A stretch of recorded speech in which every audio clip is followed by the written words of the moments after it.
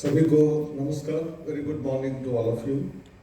On the dais we have very eminent personalities, starting with Dr. Sudhakar Rao, who opened the innings with a lot of input, and before that, of course, Jaydev Mila also mentioned about the purpose of this particular 2 days workshop which is being held here. Then very beautifully Dr. Muralidharan explained about not only what TMI group is doing, but also need for teacher training, value system, and many other things which are required to be implemented. And Professor Balkrishna Reddy ji has mentioned about how national education policy is being implemented in Telangana so that we are prepared for Viksit Telangana and Viksit Bharat. I think with this brief which I have received a lot of inputs from these eminent people, and I'm sure Madam Dipti Gaddam also at the end will speak about something which has transpired today's meeting. I was noticing we have to maintain the time. Dr. Sudhakar Rao, I am also a professor, so if I am overstepping, you have every liberty right to stop me.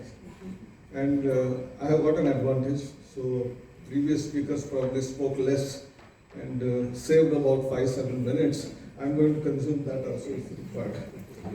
Well, various issues which were raised, and in particular, what is the future which is lying ahead of us? That is the real spirit. And for that, we have to look at the last 1 or 2 decades as to what is happening. We all know that technology has been a great enabler, right from 18th, 19th century when industrial revolution took place, maybe right from steam engine, IC engine to aeroplanes to slowly semiconductors, then we had computers, then we have now ICT technologies, and then thereby leading to internet, and finally today we are talking about AI. What next? Probably no one knows. Future is really uncertain. And in management parlance, there used to be in the 80s a very famous terminology called VUCA world. The world is volatile, uncertain, complex, and ambiguous. And this is not just during that phase, but even today. And you mentioned about COVIDization. I think COVIDization spirit was imbibed in our country with great resilience. And one of those early vaccines developed was from this city of Hyderabad in Telangana, and which our country not only gave to all the citizens of the country who desired to have it, but also to many nations in the world, free doses were sent to them. So that is the spirit of Bharat, which is very, very important. And therefore, when we step back and look at what is going to be the future, the curriculum is one part. Finally, what we need to teach to students has to be relevant, relevant to society, relevant to industry, relevant to the nation.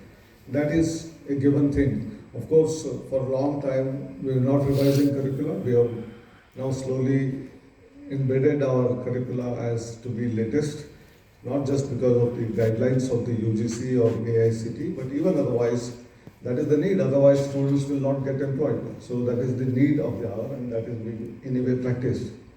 And today, to even revise the curriculum, probably AI will come handy.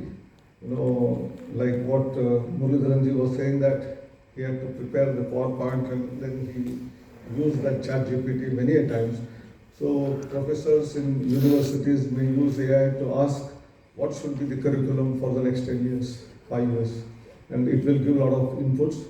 But finally, what is to be taken in depends on the individual. That is where human intelligence comes into play.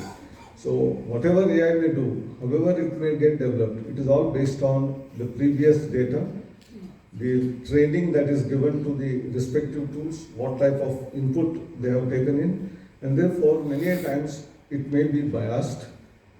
We talked about even human bias, and of course when we are teaching in our classes, we have our own growth, etc. And based on our experiences, we have some biases about individuals, about society and all that. We reflect them in our classrooms as well. And therefore, every individual has to be trained to be a great thinker.